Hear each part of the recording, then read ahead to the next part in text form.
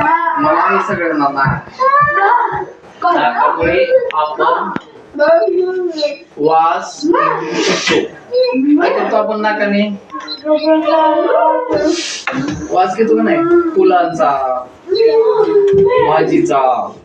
त्याची भाजी असली आपल्याला वास येतो, तर फुलांचा.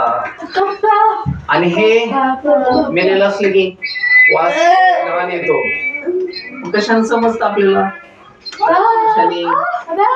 नाकामुळे. बरोबर. फुलांचा वास, फुलांचा घेत ना, फुलांचा वास. आपल्या इथे फुलं आहेत, वास घेतो, मग समजतं आपल्याला. सुगंधी उदबत्तीचा वास. आपण देवासमोर काय करतो? उदबत्ती लावतो, बरोबर नाही? वास आपल्याला नाकामुळे येतो. त्या उदबत्तीचा कसा आहे वास? छान आहे. वास समजतं नाकामुळे. हे काय? जीभ. तुला आहे जीभ. जिभेमुळे आपल्याला चव कळते.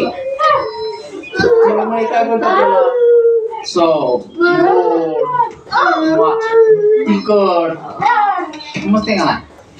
मीठ कसं आहे? मीठ कसं आहे? खारट. भाजी टाकतो नाही पण मीठ.